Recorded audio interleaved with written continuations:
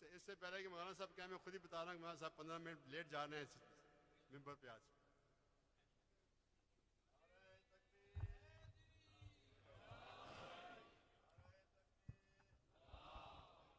آج سے ہی شروع کرا دیں.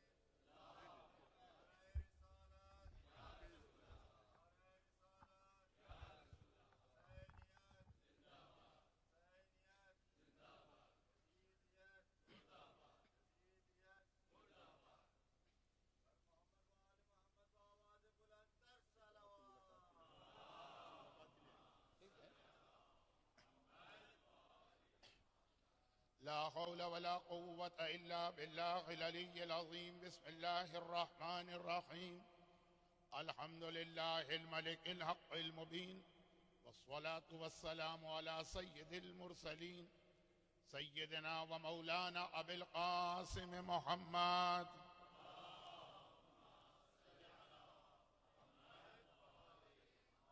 وآله الطيبين الطاهرين الذين أذهب الله عنهم الرجس وطهرهم تطهيرا.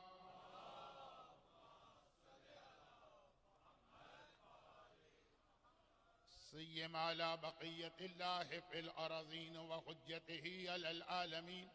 اللهم عجل له الفرج ولعنة الله على أعدائهم أجمعين.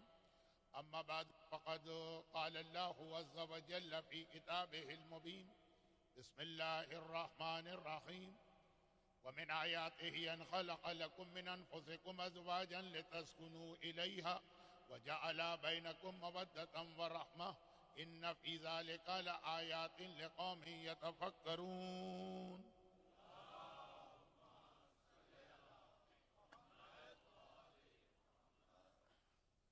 چونکہ آج 1438 ہجرہ کے ایام اضحیٰ کے پہلے عشرے کی آخری مجلس ہے، اور چند ایسی باتیں ہیں جو ان مجالس میں نامکمل رہ گئی تھیں، تو آج کی مجلس میں ہمارے پاس کسی قسم کی تمہید کا کوئی وقت نہیں ہے. صرف مجھے محترم حجت الاسلام مولانا علی رضا جان کاظمی کا تعارف کرانا تھا. وہ احسان بٹ صاحب نے تعارف کرا دیا. کل سے آپ ان سے استفادہ کریں گے. میں نے تو احسان بٹ صاحب سے کہا تھا کہ نیک کام میں دیر کیوں، آج ہی سے، لیکن غالباً خود مولانا محترم بھی اس کے لیے تیار نہیں ہیں. تو باقی تمہید میں وقت ضائع نہیں کر رہا ہوں. صرف یہ ہے کہ ابھی ایک اور بہت اچھی اسپیچ آپ نے سنی، اور باقاعدہ ایسا لگا کہ بہت ہی میچیور اور پختہ آریٹر نے تقریر کی ہے، آریٹری کی تمام خصوصیات کے ساتھ، جن میں ایک خصوصیت یہ بھی ہے کہ جب آریٹر کہتا ہے کہ 2 منٹ ہیں تو وہ 15 منٹ لیتا ہے. خیر، اب یہ تو خیر طریقہ ہے، ایک محاورہ ہے، ایک ہماری ٹرمینالوجی ہے. تو ماشاءاللہ بہت اچھے طریقے سے انہوں نے اس لفظ کو بھی ان انٹینشنلی سمجھا دیا جو کئی مومنین نے دریافت کیا تھا کہ اس عشرے میں یہ بات رہ گئی. اب چونکہ مجلس میں صاحبان علم بھی آتے ہیں، اور آج تو حجت الاسلام بھی تشریف فرما ہے، تو ایک جملے میں ایک بات کی عرض کر دوں کہ عربی زبان میں عشرے کے معنی 10 کے. 12 مجلس کا عشرہ نہیں ہوتا، 8 مجلس کا عشرہ نہیں ہوتا. لیکن جو میں نے تیسری یا چوتھی تقریر میں کہا تھا کہ بہت سارے عربی الفاظ جب اردو میں آئے ہیں تو انہوں نے اپنے معنی بدل لیے ہیں، اور جب کبھی وہ لفظ اب استعمال ہوگا اردو میں تو اردو کے معنی اس میں سے عکس کیجیے گا، عربی کے نہیں. ہمارے یہاں اب عشرے کا مطلب ہے سلسلہ مجالس. اب وہ 7 بھی ہو سکتی ہیں، 8 بھی ہو سکتی ہیں. مولانا محترم 8 تقاریر، میں 12 تقاریر، ان سب کو عشرہ کہا جاتا. اس لیے کہ بات پکڑنے والے بڑے بڑے بلنڈرز کو نظر انداز کر دیتے ہیں دوسروں کے. اور ہماری ذرا سی بھی سلپ آف ٹنگ ایک بہت بڑا ایشو بن کے رہ جاتی ہے۔ لیکن ابھی تک اس ایام ازا کی جتنی مجالس پڑھی گئی ان میں مجھے ذاتی طور پہ کوئی ایسی اطلاع نہیں دی، لیکن میں نے خود محسوس کیا کہ کل ایک ایسے مسئلے کو جو بہت مشہور تھا، اس لیے میں نے بہت سرسری بیان کرتے ہوئے آگے بڑھ جانا چاہا، لیکن میں نے محسوس کیا کہ ذرا سا بعض لوگوں نے اسے غلط سمجھا۔ اچھا، وہ کوئی اتنا بڑا مسئلہ نہیں ہے کہ حلال خدا حرام ہو رہا ہو، حرام خدا حلال ہو رہا ہو، عقیدے کے اندر کوئی تبدیلی آ رہی ہو، تاریخ کو بدلا جا رہا ہو، لیکن پریکٹیکل مسئلہ ہے۔ اس لیے بعض لوگ کل کی تقریر میں وقت کی کمی کی وجہ سے جو بات میں جلدی سے کہہ گیا اس کو صحیح نہ سمجھ پائے، اور پریکٹیکل مسئلہ ہے، لوگ اس پہ عمل کرنے جا رہے ہیں، وہ اطلاع مجھے ملی، تو میں نے خود ہی سوچا کہ آج کی تقریر کے شروع میں پہلے اس کی وضاحت کر دوں، اور وہ یہ ہے کہ صفا پہاڑی رزق میں برکت کے لیے جو بہترین عمل، اور جو کل لفظ میں نے استعمال کیا تھا کہ اسٹرونگسٹ، ہمارے مذہب میں آیا ہے، ہماری شریعت میں آیا ہے، وہ یہی کہ صفا پہاڑی پہ بیٹھو۔ اور پھر ایک جملہ روایت کا اور وہ یہ ہے کہ اتنی دیر بیٹھو جتنی دیر ایک نارمل آدمی اپنی نارمل اسپیڈ میں سورہ احزاب کی تلاوت کر سکتا، یعنی سورہ احزاب تقریباً 70 آیتوں کا جو اس وقت ہمارے پاس ہے، اور ہمارے عقیدے کے مطابق یہی سورہ احزاب ہے۔ بعض مسلمانوں کے پاس احادیث ہیں کہ اس کی بہت ساری آیتیں ایک بکری کھا گئی۔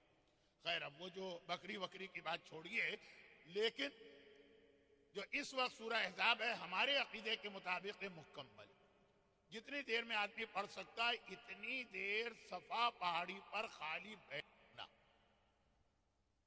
اب انداز بیان کل کا ایسا تھا کہ ایسا محسوس ہوا کہ لوگ یہ سمجھے کہ اتنی دیر بیٹھنا نہیں، صفا پہاڑی پہ بیٹھ کے سورہ احزاب کی تلاوت کرنا۔ تلاوت کریں، وہ قرآن کا بہت اہم سورہ، اعمال عاشورہ کا جز، آیت تطہیر اسی میں ہے، ان اللہ و ملائکتہ یصلون کی آیت اسی میں ہے، اور بہت ساری ایسی آیتیں جو اہل بیت کے فضائل یا دشمنان اہل بیت کے خلاف، اور پھر جو ایک بہت بڑا مسئلہ ہمارے یہاں ہے جس کے لیے آج جو آیت میں نے خطبے میں تلاوت کی، جو تیسری مرتبہ تلاوت کی، اور موقع ہی نہیں مل رہا ہے اس پہ بات کرنے کا، بہت بڑا مسئلہ ہمارے یہاں ہے فیملی لائف، اور ویسٹ میں آ کے تو اس بری طرح سے یہ فیملی لائف ڈسٹرب ہوئی، ٹوٹ پھوٹ گئی کہ سورہ احزاب کی وہ آیتیں جس کا تعلق اس سے، اور زیادہ آیتوں کا تعلق اس سے، بہت زیادہ اس کا اہم میسج بن جاتا ہے، لیکن جو رزق کا عمل ہے اس میں سورہ احزاب شامل نہیں۔ صرف اتنی دیر صفا پہاڑی پر بیٹھنا، کیونکہ 12 دن سے میں آپ کی خدمت کر رہا ہوں، کسی بھی چیز کے بارے میں اتنے سوال نہیں کیے جتنے اس کے حوالے سے کیے گئے کہ مولانا اب ہم عمرے پہ جانے والے ہیں، اس سال ہم حج پر جانے والے ہیں، تو یہ سورہ کس طرح، کہاں شروع کہاں ختم، تو اندازہ ہوا کہ باقی ساری تقاریر ایک طرح، لولا رحمت ربی علی فقراء امتی قاد الفقر ان یکون کفرا، رزق کا مسئلہ اتنا بڑا مسئلہ بن جاتا کہ باقی ساری باتیں آدمی بھول جاتا، لیکن یہ پریشانی عمرے اور حج پر بھی آدمی جا رہا، سب سے، اس لیے میں نے کہا اس کی وضاحت کر دوں۔ اچھا، ایک بات میں اور بتا دوں، عالم اسلام میں اس سے پہلے ایک آدمی نے ایک لفظ کہا تھا کہ فلاں بدعت کا آغاز میں نے کیا ہے، اور کتنی اچھی بدعت، نماز تراویح، اور ایک جملہ میں کہہ دوں، لیکن وہ بدعت نہیں کہوں گا اسے، کہ روایت میں اتنا، اب میں نے جب حج کرنا شروع کیا، بلکہ یہ کہیے کہ حج کروانا شروع کیا، تو ساتھ میں لوگوں سے یہ بھی کہا کہ چونکہ سورہ واقعہ بھی آپ حضرات مغرب اور عشاء کے بیچ میں نہ صرف یہ کہ رزق کے لیے پڑھتے ہیں، بلکہ جب عبداللہ ابن مسعود کو اتنا مارا گیا تھا کہ وہ اتنے زخمی ہوئے کہ انہی زخموں میں وہ شہید ہو گئے، اور حکمران پھر گھر گیا ان کے اور کہا کہ سوری جو ہو گیا تو یہ غلط ہو گیا اور اب میں اس کا کمپنسیشن دینا چاہتا ہوں، اور انہوں نے کہا کہ نہیں مجھے کچھ نہیں چاہیے، کہا کہ آپ تو دنیا سے جا رہے ہیں، آپ کی بیٹیاں جوان اور اکیلی، ان کے لیے آپ کو انتظام کر کے چلے جائیے، میں آپ کو اتنے پیسے دے رہا ہوں کہ جو غلطی ہو گئی اور جو مجھے غصہ آ گیا آپ کی تقریر سننے کے بعد اور آپ کا کرٹیسزم سننے کے بعد، تو اب میں اتنے پیسے آپ کو دینا چاہوں، آپ اپنی بچیوں کا خیال کریں، بیٹا آپ کا ہے کوئی نہیں، صرف لڑکیاں ہیں، اور وہ زمانہ ہے گھر میں بیٹھنے والیاں، کیا کریں گی آپ کے بعد؟ تو پیغمبر کے اس عظیم صحابی کا جواب یہ تھا کہ مجھے کوئی پریشانی اور فکر نہیں ہے اپنے بعد اپنی بیٹیوں کے لیے، کیونکہ میری بیٹیاں روزانہ مغرب کی نماز کے بعد سورہ واقعہ کی تلاوت کیا کرتی ہیں۔ تو یہ سورہ واقعہ خود اپنے اپنے شہروں رزق کے حوالے سے ایک بہت اہم سورہ بنتا، تو بس میں نے اتنا کہا تھا کہ یہ دو الگ الگ عمل، لیکن جب آپ صفا پہاڑی پہ خالی بیٹھے گے تو اتنی دیر میں سورہ واقعہ پڑھ لیجیے، اور 3 بار سورہ واقعہ پڑھیں تو ایک سورہ احزاب کے برابر ہو جاتا۔ بس یہ بات میں نے شروع کی تھی جو آج کل ہر قافلے میں اس طرح بیان کی جاتی ہے کہ لوگ اسے بھی حدیث سمجھتے ہیں۔ تو یہ ساری وضاحت اس لیے ہوئی کہ واقعا بہت بڑا مسئلہ انسان کا وہ ہے کہ جو اردو میں کہاوت بھی کہ بھوکے سے پوچھا کہ یہ آسمان پہ کیا نظر آ رہا ہے تو چاند کو دیکھ کے بھی وہ کہتا ہے کہ روٹی ہے۔ جب پیٹ میں روٹی نہ ہو، جب پیٹ خالی ہو، جب انسان فاقے کے امتحان سے گزر رہا، اب وہ کربلا والے تھے، وَلَنَبْلُوَنَّكُمْ بِشَيْءٍ مِّنَ الْخَوْفِ وَالْجُوعِ، عام انسان نہیں، عام مومنین یہاں پہ ہتھیار ڈال دیتے، کتنے ہی گناہ، کتنی ہی غلطیاں اس وجہ سے ہوتی۔ وہ جو فیملی پرابلمز آج کل ان لاس کے حوالے سے ہو رہے ہیں، اس میں بھی بہت زیادہ اس بات کا دخل ہوتا ہے، اور بھی کچھ چیزیں ہیں۔ اور اب تو ماشاءاللہ بہت سے لوگ یہاں سیٹ ہو کے بہت پرانے ہو چکے ہیں، لیکن جتنے یہ پرانے ہیں ان سے بھی پرانا میں ہوں یہاں آنے والا، تو کتنے ہی لوگ صرف اس لیے کہ یہاں پہ مستقبل محفوظ ہے اور کم از کم رزق کا مسئلہ نہیں ہوگا۔ پاکستان میں یہی سنتے ہیں نا کہ وہاں کوئی بھوکا نہیں سوتا، اور وہاں پہ حکومت اتنے پیسے دیتی ہے اور اتنے آرام سے گزارا ہو جاتا۔ یہ لوگ اپنے عقیدے تک کو کاغذات پہ صحیح بدل کے آتے بھی، اور بہت احتیاط کرتے ہوئے اگر میں یہ کہوں بغیر اپنے ہاتھ کو ہلائے ہوئے کہ مجھے بھی ذاتی طور پہ اس مجمع میں بھی جو اس وقت ہے 2 کیس ایسے ہیں معلوم ہیں، میں کسی کا راز بھی نہیں ظاہر کرنا چاہتا، توہین بھی نہیں کرنا چاہتا، لیکن میں یہ عرض کر رہا ہوں کہ یہ صرف اس لیے کہ واقعاً یہ اتنا بڑا مسئلہ اور اتنی بڑی پریشانی، اور پھر جب اس کے اندر ایک چیز اضافہ ہو جاتا کہ آخری زمانے کی یقینی نشانیوں میں یہ آیا۔ یہ لفظ بہت توجہ سے سنیے گا، آج ہمیں اس موضوع پہ تھوڑی سی گفتگو اس لیے کرنا ہے کہ شروع کی مجالس میں اس کا اعلان ہو گیا، آخری زمانے کی یقینی نشانیوں میں یہ آیا۔ کون سا لفظ میں نے کہا؟ توجہ سے سنیے، یقینی، کیونکہ آخری زمانے کی جتنی بھی نشانیاں ہیں ان کی 2 کیٹیگری، ایک حتمی اور یقین، وہ ہو کے رہیں، اور ایک وہ ہے کہ جو کنڈیشنل ٹائپ کی ہیں، اعلان تو کر دیا اللہ نے لیکن حالات کے بدلنے سے وہ نشانی بدل سکتی۔ خاص طور پر جو دنیا کے 23 بڑے مشہور شہروں کی تباہی والی روایت، تو اس کے اندر ایک بغداد کی یا کوفے کی تباہی تو بالکل یقینی، اور ایک مدینہ منورہ، باقی جو 21 شہر ہیں جیسے قاہرہ ہے، جیسے کراچی ہے، جیسے بیجنگ ہے، ان کی تباہی یقینی نشانی نہیں ہے، روایت میں آیا لیکن یہ ان نشانیوں میں سے ایک ہے کہ حالات کے بدلنے سے یہ نشانی بدلی جا سکتی ہے۔ تو آخری زمانے کی یقینی نشانیوں میں سے یہ ایک نشانی ہے، اور جب یہاں ریسیشن آیا تھا بلکہ ساری دنیا میں آیا تھا تو یہ نشانی ایک مرتبہ پھر بہت زیادہ پڑھی گئی تھی۔ تو اب مجھے آج کی اس مختصر سی مجلس میں جو 15 منٹ ویسے ہی تاخیر سے شروع ہوئی، لیکن اس 15 منٹ کا بھرپور استفادہ ہم نے کیا اپنے اس نوجوان کی بہترین تقریر سے۔ تو دوبارہ وہ نشانیاں دہرانے کی ضرورت نہیں اس مختصر تقریر، لیکن ہے کہ نہیں کہ دنیا کی 1/3 آبادی بھوک کی وجہ سے مرے ظہور امام سے پہلے۔ اب یہ بھوک، اور جیسا کہ میں آج سے 7 سال پہلے اسی منبر پر جب یہ ریسیشن اپنے پیک پر تھا اور یہی تقریر کر رہا تھا اس نشانی کے حوالے سے، تو میں یہ عرض بھی کر رہا تھا کہ امام نے یہاں پر مسئلے کی شدت کو بیان کرنے کے لیے ایک ایسی مثال دی کہ غیرت مند آدمی کے لیے تو موت ہے وہ مثال۔ جیسے حضرت مریم نے کہا کاش میں اس سے پہلے مر جاتا، وہ کنت نسیہ منسیہ، کہا کہ باپ اور غیرت مند باپ، غیرت اور حیا، اس کا متبادل انگریزی میں مجھے نہیں ملا، اپنے برادر محترم غالباً نیر نام ہے ان کا، ان سے بعد میں استفادہ کروں گا کہ آپ الفاظ کے ملٹیپل معنی جانتے ہیں تو ذرا میری ہیلپ کریں، اور آپ نہیں کر سکتے تو اپنی بیوی سے مدد لیجیے۔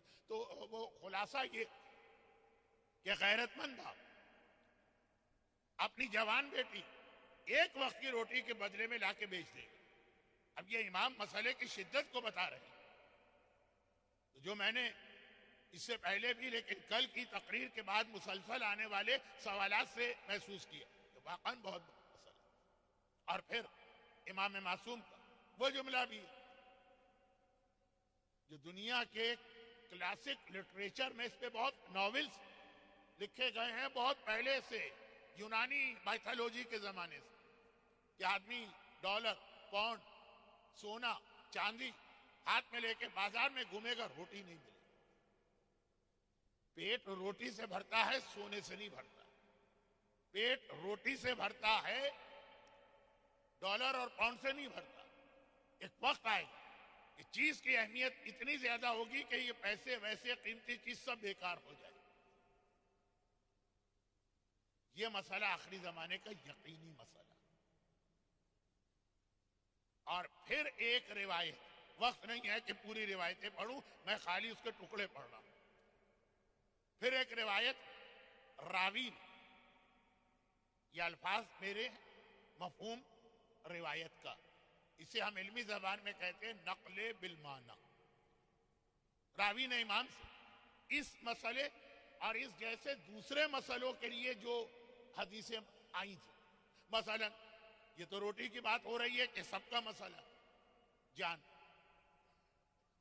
عزت اور آبرو، اولاد، ان سب کی سلامتی، اس کو امام بتا رہے ہیں۔ جانور کے بل میں بھی جا کے تم چھپ جاؤ گے تو ہمارا دشمن وہاں پہنچ کر بھی تمہیں ختم کرے گا۔ کسی جزیرے میں جاؤ، کسی جنگل میں جاؤ، ہمالیہ کی چوٹی پہ جا کے بیٹھ جاؤ، کسی غار کے اندر چھپ جاؤ، زیر زمین پہنچ جاؤ، یعنی موت مراد نہیں ہے یہاں پہ، لیکن دشمن وہاں پہنچے گا اور تمہیں ختم کرے گا۔ تو اب یہ ایک سلسلہ ہے روایات کا جس کا اختتام اس جملے پہ ہوتا کہ جب امام آئیں گے تو مسجد کوفہ کے صحن گھٹنوں گھٹنوں صاحبان ایمان کا خون ہوگا، محاورتاً نہیں حقیقتاً۔ امام اس خون میں سے ہو کے گزریں گے منبر کوفہ۔ اچھا پہلے، بہت پہلے نہیں، 30 سال 25 سال جو ہم لوگ عراق کی زیارت کو جاتے تھے تو مسجد کوفہ کا صحن کچا تھا، اور وہاں پہ اس روایت کے پورا ہونے کی نشانی، 200 سال پہلے کی بات نہیں کر رہا میں، 150 سال پہلے کی بات، 25 سال پہلے کچا صحن تھا. اوریجنل مسجد کا ایک نقشہ بھی تھا اور ایک مزہ بھی تھا. اب آج بھی میں مکہ شہر میں خانہ کعبہ کو دیکھتا ہوں اور مجھے اپنے پہلے حج کا خانہ کعبہ یاد آتا. کعبہ وہی کعبہ ہے لیکن اطراف کا ماحول، وہ جو لطف و مزہ اس وقت تھا پیغمبر کے زمانے کا اوریجنل نہیں لیکن اس سے کافی ملتا جلتا. وہ آج یہ ہائی رائز بلڈنگیں اور اسکائی اسکریپر اور 70 سٹوری اور 80 سٹوری اور 90 سٹوری کے ہوٹل اور وہ کلاک ٹاور لگتا ہی نہیں. ذرا بہکا واپس آتا تو وہاں کچا سا ہے، نہ پانی رکتا ہے نہ جمع ہوتا ہے نہ خون کا امکان تھا. حیران بھی ہوتے تھے کہ امام یہ فرما رہے لیکن دیکھتے ہی دیکھتے کتنا شاندار وہ صحن بنا دیا گیا.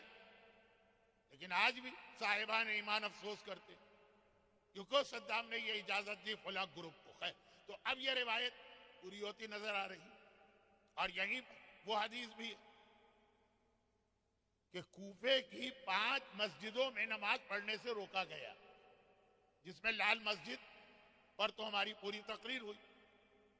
لیکن روایت یہ ہے کہ جب امام زمانہ آئیں گے تو مسجد کوفہ کو گرائیں گے. تو 5 مسجدیں تو مٹ گئی، ختم ہو گئی، نام و نشان بھی نہیں.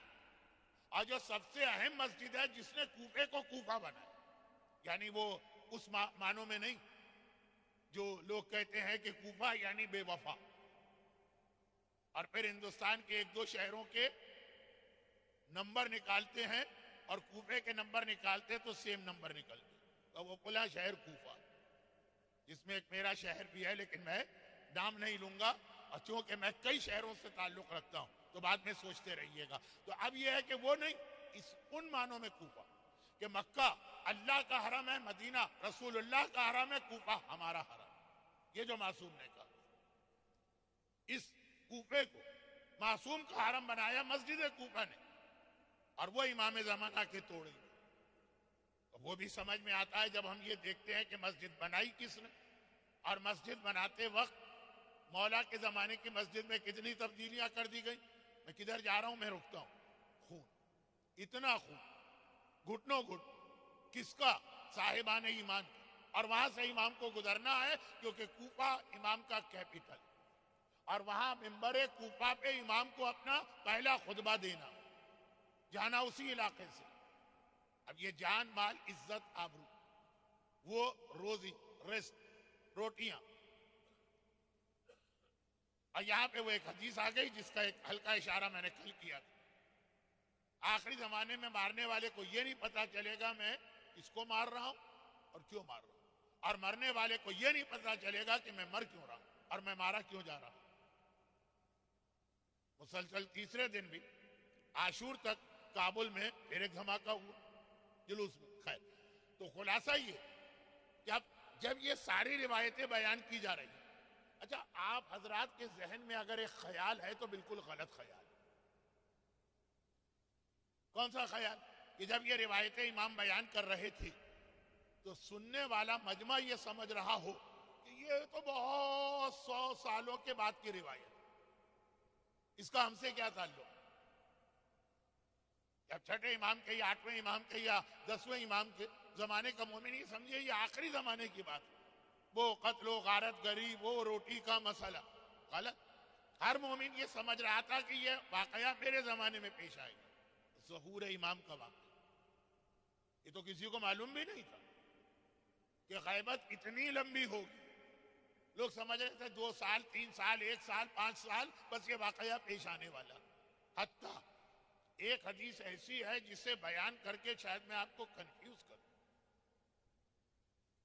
لیکن آج ایک اطمینان ہے مجھے کہ اگر آج کوئی بات غلط یا نامکمل رہی تو کل سے حجت الاسلام مولانا علی رضا جان کاظمی کا بیان ہے، وہ سن بھی رہے تو وہ اس کو پھر جو اس میں کمی یا خرابی تھی تو ٹھیک کر دیں گے. لیکن اشارہ کر رہا ہوں کہ آپ کہیں گے کہ چلے مولانا 10ویں اور 11ویں کے بارے میں تو سمجھ میں آتی ہے بات کہ ان کے زمانے کا مومن یہ سمجھے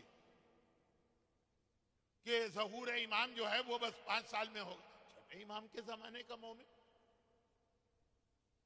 اس کو تو پتا ہے نا کہ ابھی تو بیچ میں 5 امام اور آ کے گزریں گے پھر 12واں آئے گا.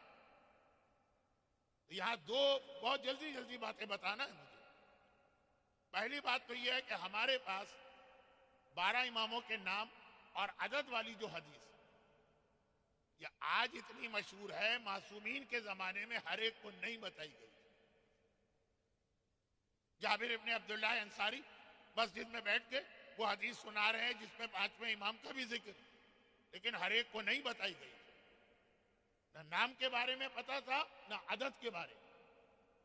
چنانچہ ہر امام کے بارے میں کنفیوژن ہوا کربلا کے بعد.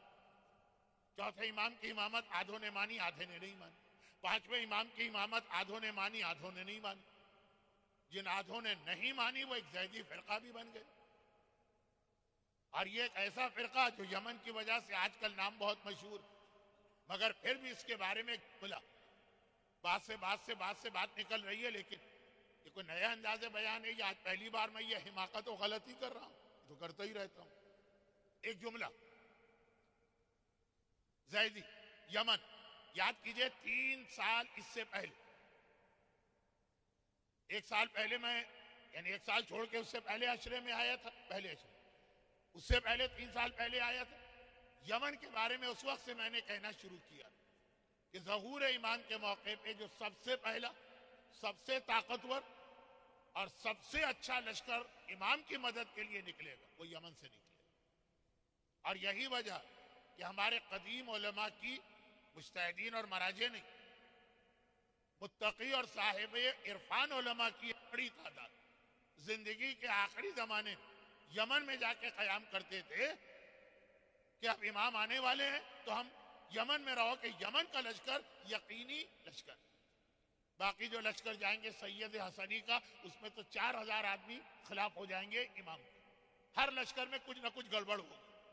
حتیٰ یہ کہ پہلی آواز سن کے مکے آنے والوں میں بھی 2/3 امام کے خلاف. یمن کا لشکر بہت ہی خالص لوگ، بہت ہی ٹھوس عقیدے والے لوگ، بہت ہی محب اہل بیت لوگ.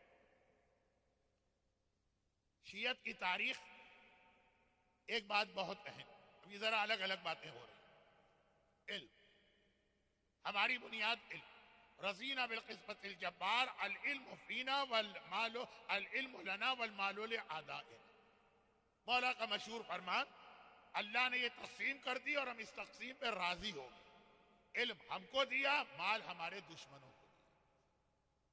تو شیعت کی بنیاد علم، اور جہاں جہاں علم کے ذریعے سے شیعت پہنچی وہ بہت ہی مضبوط، پاک، پاکیزہ شیعت. یمن میں شیعت کیسے پہنچی؟ خود مولا کے ذریعے. 6 مہینے کے لیے رسول اللہ نے علی کو یمن کا گورنر بنا کے بھیجا. وہیں سے مولا آخری حج میں آ کے غدیر خم کے میدان سے پھر مدینے گئے تھے. 6 مہینے وہ بنیادیں قائم کر دی. تبلیغ کس طرح سے ہوتی ہے؟ یہ یمن. دوسرا لبنان. لبنان کی شیعت آج جو آپ کے سامنے ہے، صرف یہ آج نہیں، پوری تاریخ شیعت دیکھ لیجئے. جبل عامل اور جنوبی لبنان کا علاقہ بہت ہی مضبوط عقیدے کے اعتبار سے، عمل کے اعتبار سے. میں الفاظ کو زیادہ نہیں دہرا رہا ہوں کیونکہ وقت بہت کم ہے، باتیں بہت ساری. ہمارے بڑے بڑے علماء اور مراجع، شہید اول وہیں کے، شہید ثانی وہیں کے، ایران میں شیعت لانے والے محقق کرکی کے وہیں کے، شیخ بہائی وہیں کے. وہاں شیعت کیسے پہنچی؟ ابو ذر غفاری جب تیسری خلافت نے عبداللہ ابن مسعود کو زخمی کیا، ابو ذر غفاری کو جلا وطن کیا، تو کہا کہ ابو ذر غفاری اتنا اسٹرانگ شیعہ ہے.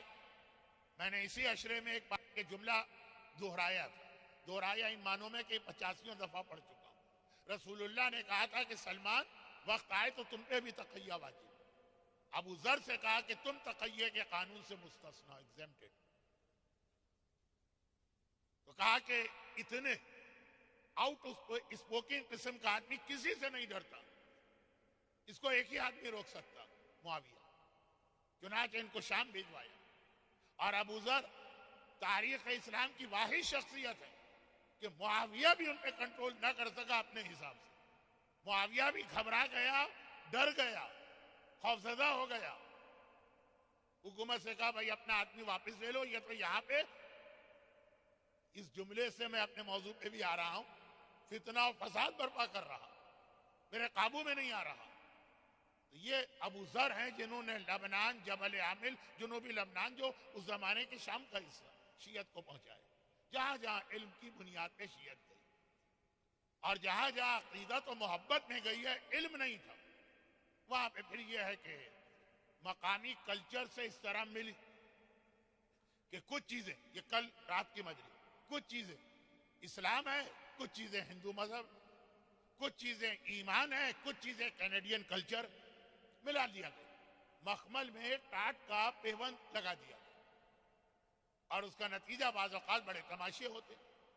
چھوٹی سی کراچی کی مثال دے دوں, اگرچہ کہاں سے بات پہنچ گئی اور شروع کہاں سے ہوئی تھی وہ آپ بھی بھول گئے ہوں گے, لیکن میں ابھی آپ کو یاد دلاتا ہوں. مثلا چھوٹی سی نجف میں وادی السلام کا قبرستان. اب دیکھیں اس وقت جب پاکستان تشیع اتنے سخت مرحلے اور امتحان سے گزر رہی, یہ ساری باتیں اپنی جگہ ٹھیک ہوں گی کہ پہلے کے مقابلے میں حالات بہتر, لیکن یہ حالات بہتر نہیں, یہ فتنہ ہے. اس وقت حالات کو دیکھ کے وہ چند قدم پیچھے گیا, جیسا اس سے پہلے بھی پچھلے 30 سال میں کتنی بار ہو چکا. جب یہ ہم سمجھے حالات بہتر ہے, معلوم وہ ختم نہیں ہوئے, بلکہ حالات بہتر بنانے والوں نے ہی ان کو پال کے رکھا ہوا ہے اور ہاتھ رکھا ہے کہ ابھی ذرا خاموش ہو جاؤ, پھر ہم تم کو چانس دیں. ایک زمانہ آتا ہے جو کینیڈا میں آ رہا, سردیوں کا زمانہ, بہت سارے جانور جا کے وہ ایک نیند لے لیتے.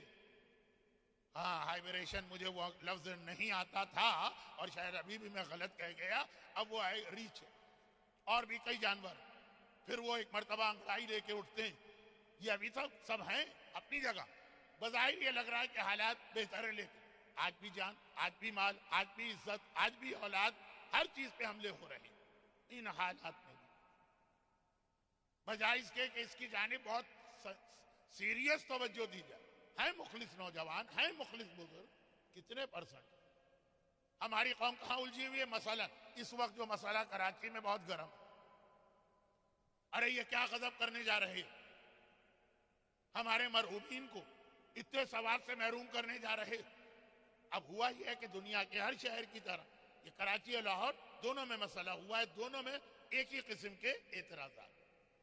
کہ اب قبرستان بھر گئے. حتیٰ یہ کہ جو کل کہیں بات ہو رہی تھی, قبریں چوری بھی ہو گئیں کہ ہماری قبر ہے اس میں کسی اور کو دفن کیا, ہمارا مردہ ہے اس پہ کسی اور کو رکھ کے ڈال دیا گیا. وہ سب کا مرحلہ بھی گزر گیا. اور نئے قبرستان جو نئی جگہ ہے وہ شہر سے دور ہوگی, اور دور جانا پڑ رہا ہے, اور دور. تو اب یہ ایک سلوشن نکالا گیا کہ 2 منزلہ 3 منزلہ جو وادی السلام میں قبریں ہیں, آپ نے دیکھی وادی السلام میں قبریں, ایک قبر میں 3 4 5, یہاں کینیڈا میں کتنے ہوتے ہیں قبر ایک. اچھا, یہ تو بہت خوش قسمت ہے آپ. آسٹریلیا میں 3 ہے, اور اب بعض شہروں میں انہوں نے وہ بارش میں پرابلم ہوئے تو 2 کر دیے, لیکن 2 تو ہیں. ہاں, 2 کا پیمنٹ کریں تو پوری ایک قبر مل جائے گی. جیسے فرسٹ کلاس کا آپ ٹکٹ خریدیں گے تو آپ بالکل آرام سے ٹھاٹ سے سو کے جائیں گے, لیکن قانون میں سے 2 اور 3. اب وہاں پہ کراچی میں کہا کہ یہ آسٹریلیا کو دیکھ کر نہیں, وادی السلام ایک سلوشن یہ کہ ایک ہی قبرستان میں 500 قبروں کی گنجائش ہے. اگر ایک قبر میں 2 بنا دیں تو 1000 خود بخود ہو گئے, اور اگر 3 یا 4 کر دیں تو 2000 3000 کم جگہ میں زیادہ قبر. جب یہ مسئلہ چل رہا, آج کل زیارت کی وجہ سے وادی السلام اتنے لوگوں نے پھر دیکھ لیا. پہلے جاتے تھے لوگ, لیکن اب بہت زیادہ جا رہے ہیں. اب ایشو کھڑا ہو گیا, ادھر ہمارے امام باڑے چل رہے, ادھر ہمارے بچے مر رہے, ادھر ہمارے کاروبار کو آگ لگائی جا رہی, ادھر ایک کیلکولیٹڈ طریقے سے شیعوں کو گورنمنٹ جاب سے نکالا جا رہا, اور ادھر یہاں قوم اس بحث میں الجھی ہوئی کہ جی ہمارا تو قبرستان کا وزٹ مکمل نہیں ہوتا جب تک کہ ہم اپنے مرنے والے کی قبر پہ پانی نہ چھڑکیں. تو اگر وہ نیچے ہے 3 نمبر پر تو پانی اس کو چھڑکیں گے, مل کسی اور کو جائے گا. اب وہ جن کو پانی چھڑکنے کی حدیث کا پورا ٹیکسٹ یاد ہے کہ بھائی جتنی دیر پانی رہتا ہے قبر پہ، قبر گیلی رہتی ہے، اتنی دیر مردہ عذاب سے محفوظ رہتا. وہ تو اور پریشان ہوگا کہ ہمیں ان کو تھوڑی عذاب سے بچانا تھا، ہمیں بچانا تھا اپنے باپ کو جو تیسرے نمبر پر ہیں، ان کی قبر تک تو پانی جا نہیں رہا. یہ کون کم بخت کا لفظ آیا تھا، یہ کون حق ہے؟ اب یہاں دیکھیے اب کن مسائل میں قوم الجھی. بھائی اس وقت تک تو فاتحہ کا ثواب مرنے والے کو نہیں ملتا جب تک کہ قبر کی مٹی میں اچھی طرح سے انگلیاں نہ گاڑو. دفن کے وقت کے بعد میں تو پھر بھی یہ ساری روایتیں بہت ضعیف، لیکن خیر میں بہت زیادہ آپ کو کنفیوژن میں چھوڑ کے نہیں جانا چاہتا. مولانا محترم کے لیے مسائل نہیں بڑھانا چاہتا، وہ اپنے موضوع پہ پڑھیں گے کہ میری غلط فہمیوں ہی کو دور کرتے رہیں گے. لیکن پہلے دفعہ تو ہے، لیکن ہر دفعہ جب جائیں گے تو قبر میں انگلیاں ضرور گاڑنا. تو وہ تو بہت نیچے، وہاں تک انگلیاں گاڑنے کے لیے ہماری انگلیاں تو کافی نہیں ہے، 6 فٹ کی 8 فٹ کی انگلیاں ہونی چاہیے. یا یہ کہ کوئی ڈرل ول لے کے جائے سوراخ کرتے چلے جائیں تو وہاں تک جائیں گی انگلی. اب یہ مسئلے چل ان حالات میں جب ایک ننگی تلوار ہمارے سر پہ لٹک رہی. اچھا اب آخری زمانے کی نشانیوں میں ایک نشانی یہ بھی، جو پروجیکٹ لے کے آئے ان کا تو جینا حرام کر دیا گیا. اب اس میں جب ہم وہ حدیث سنتے کہ آخری زمانے کی نشانیوں میں ایک نشانی یہ بھی کہ روزانہ ایک نیا فتنہ کھڑا ہوگا. فتنہ، یہ لفظ کا انتظار ہے نا، آپ لوگ بھی انتظار کر رہے تھے کہ مولانا صادق صاحب کا فتنہ لے کے آتے ہیں. تو وہ جو فتنہ آخری زمانے، مولا کی حدیث میں نے پڑھی نہج البلاغہ کی، کن فی الفتنۃ کابن اللبون. آخری زمانے میں روز ایک نیا فتنہ ہو. اب یہ ایک مسئلے سے آپ فارغ نہیں ہوں گے، دوسرا مسئلہ اچھا اب یہ فیس بک اور ٹویٹر، یعنی یہ ایسی چیز ہے کہ واقعا ہر گھنٹے میں ایک نیا فتنہ آ سکتا. پہلے تو مشکل تھا نا روزانہ نیا فتنہ بنانا، آج کل آسان ہے، روز نیا فتنہ ہے. اور اس کے نتیجے 7 محرم کی مجلس میں نے ایک جملہ کہا تھا کہ صحیح تاریخوں کے مطابق آقا حسن کی صرف ایک بیٹی تھی، بیٹے کئی تھے، وہی ایک بیٹی جو بعد میں چوتھے امام کی بیوی بنی، 5ویں امام کی ماں بنی. وہ یہ روایت نقل کرتے کہ جب میرے بابا مدائن سے میں زخمی کیا گیا اور وہ پھر مختار کے چچا کے محل میں گئے اور پھر وہ اپنے کمرے میں آئے تو میں اپنے بابا کی خدمت کر رہی. بیٹیاں والدین سے زیادہ محبت بھی کرتی ہیں اور زیادہ خدمت، رحمت اسی لیے. تو پتہ چلا کہ کچھ شیعہ امام کی عیادت کے لیے آئے ہوئے. چنانچہ پردہ، میں پردے کے پیچھے تھی، وہ آئے اور باتیں شروع، اور کسی نے کہہ دیا کہ مولا یہ کتنا برا زمانہ، آپ کے چاہنے والے، آپ کو اپنا امام ماننے والے اس طرح سے آپ پہ اٹیک کیا. کہ جنہوں نے اٹیک کیا وہ تھے کہ جو ابھی 1 گھنٹے پہلے تک اپنے آپ کو علی کا شیعہ اور حسن کا شیعہ کہہ رہے. مولا یہ اپنے آپ کو شیعہ کہنے والے آپ پہ حملہ کر رہے ہیں، کتنے بدتر ہیں یہ لوگ. امام نے کہا کہ اس سے زیادہ بدتر وہ لوگ ہوں جو اپنے آپ کو ہمارا شیعہ کہیں گے اور آخری زمانے میں ہوں گے. رسول اللہ نے اللہ سے دعا کی کہ مجھے آخری زمانے کے بھائیوں سے ملا دے، اور امام حسن کہہ رہے کہ آخری زمانے میں اپنے آپ کو شیعہ بھی کہیں گے اور بدترین ہوں گے. کہا مولا کی، کہا کہ ایسے حالات جب دشمن ہر وقت ان کے پیچھے لگا، وہ آپس میں لڑیں گے، ہر بات پہ اختلاف کریں گے، اور اس اختلاف کے نتیجے ایک دوسرے کو برا بھلا کہیں گے، گالیاں دیں گے. یہ الفاظ اسی طرح سے امام ترقی دے رہے ہیں، ایک کے بعد اس سے سخت ہو. برا بھلا کہیں گے، گالیاں دیں گے، لعنت کریں گے ایک دوسرے پہ، غیروں پہ نہیں. اس پہ تو عادت کے تحت کریں گے اور اس کو عبادت کے تحت کریں گے. لعنت کریں گے، حتیٰ وہ وقت آئے گا کہ ایک دوسرے کو کافر قرار دیں گے، اور پھر وہ وقت آئے گا کہ ایک دوسرے کو قتل کرنا اتنی بڑی نیکی سمجھیں گے، اتنی بڑی نیکی کہ اگر کوئی دشمن اس شیعہ کو قتل کر دیا جس سے ہمارا اختلاف ہے تو بجائے غمگین ہونے کے ہم خوش ہو، چلو پاپ کٹا، چلو ایک مصیبت دنیا سے گئی۔ میں نے بعض علماء کے انتقال پر جن کے خیالات سے کچھ لوگوں کو اتفاق نہیں، شیعہ مسجدوں میں خوشی کی مٹھائی تقسیم ہوتے بھی دیکھی۔ اب امام معصوم سن 42 ہجرہ میں یہ بتا رہے کہ آخری زمانے میں جب روز ایک فتنہ آئے گا تو اس فتنے کا نتیجہ یہی ہو کہ بجائے اس کے کہ ہم منانے اہل بیت کی فکر کریں، ایک دوسرے کو قتل کرنے کی طرف متوجہ ہوں۔ اور ایکسکیوز یا بہانے تو ہر گناہگار کے پاس ہوتے ہیں۔ جب شمر پکڑا گیا مختار کے پاس آیا، اس نے بھی ایک ایکسکیوز پیش کر دیا۔ جب حسین ابن نمیر نے خانہ کعبہ پہ گولہ باری کی اور خانہ کعبہ کو جلا کے راکھ کر دیا تو اس نے بھی اپنے اس عمل کا ایک ایکسکیوز پیش کیا۔ آج ساری دنیا اچھل اچھل کے کہہ رہی ہے کہ داعش کہتے ہیں کعبے کا خاتمہ کرو۔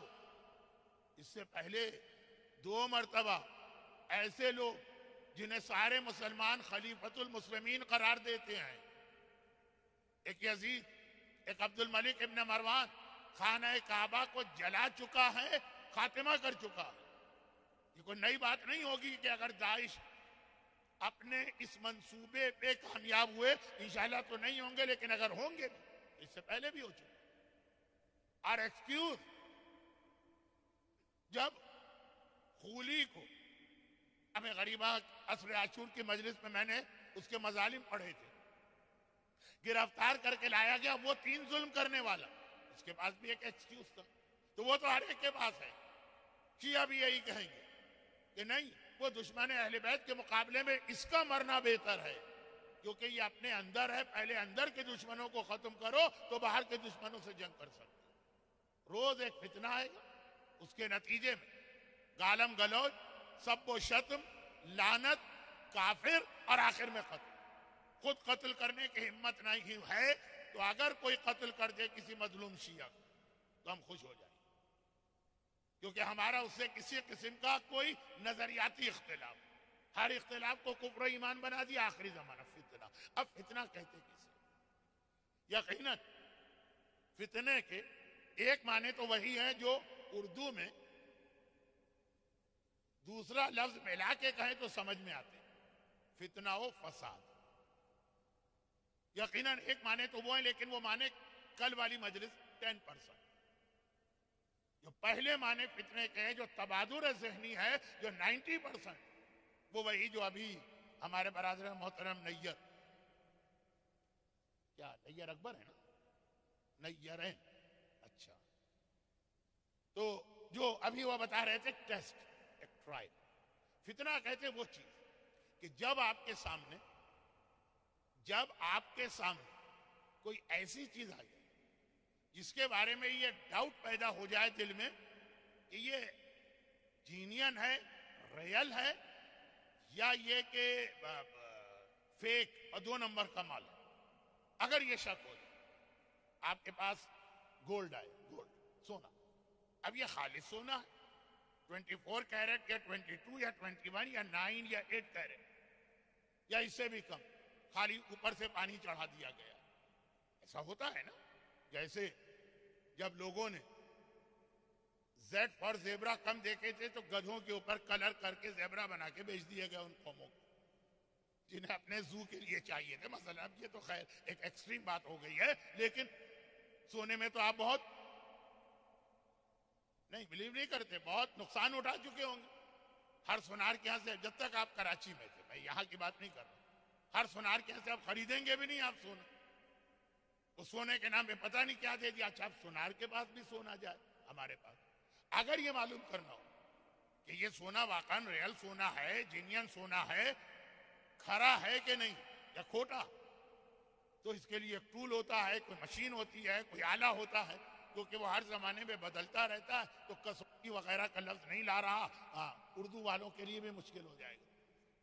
اس کے ذریعے اس کو پرکھا جاتا ہے یا ٹیسٹ کیا جاتا ہے، یہ صحیح ہے کہ غلط، اور اگر صحیح ہے تو 24 कैरेट है कि सिर्फ 21 कैरेट, ये है फितना। अब जैसे दूध आया, ये दूध जो है खालिस दूध है या इसके अंदर बहुत ज्यादा पानी मिला दिया गया? दुनिया में हर जगह दूध में पानी मिलाया जाता है, पाकिस्तान में पानी में दूध मिलाते हैं मसलन। अब पाकिस्तान में इस वक्त एक बहुत ही ज्यादा दबंग किस्म की ऑफिसर आई हैं खातून, जो जगह जगह छापे मारती फिर रही और पता चला कि खाने पीने की तमाम चीजों की टेस्टिंग हो रही। टेस्टिंग हर रेस्टोरेंट, हर खाने पीने की चीज, मैं नाम नहीं लेना चाहता उनका, लेकिन जो पाकिस्तानी हैं या पाकिस्तानी मीडिया से टच में, बहुत डर और खौफ उनका पैदा हो गया। जहां जाती दुकानें बंद कर करके मर्द भागते। खैर, तो अब यह है कि वो क्या चीज, जो चीज पकड़ी तो उन पे एतराज भी बहुत हो रहे कि जी वो रिश्वत की वजह से और फला वजह से हर चीज लेबोरेटरी टेस्ट होती है। ये दूध खालिस है कि नहीं? कितना गोश्त पकड़ा गया बकरे का और गाय के एक नाम पे घोड़ा और गधा पता नहीं क्या क्या खिलाया जा रहा है, खिला दिया गया। लेकिन बात तो बहुत फैल जाएगी। ये तो सिर्फ 15 मिनट देर से बैठा हूं, 1 घंटा देर से को थोड़ी बैठा हूं कि मुझे 1 घंटे का मार्जिन मिल जाए। तो अब लेबोरेटरी में ऐसे आलात होते होंगे, इंस्ट्रूमेंट होते होंगे, पता चल जाएगा। पाकिस्तान का एक सबसे बड़ा मसला लाइफ सेविंग ड्रग।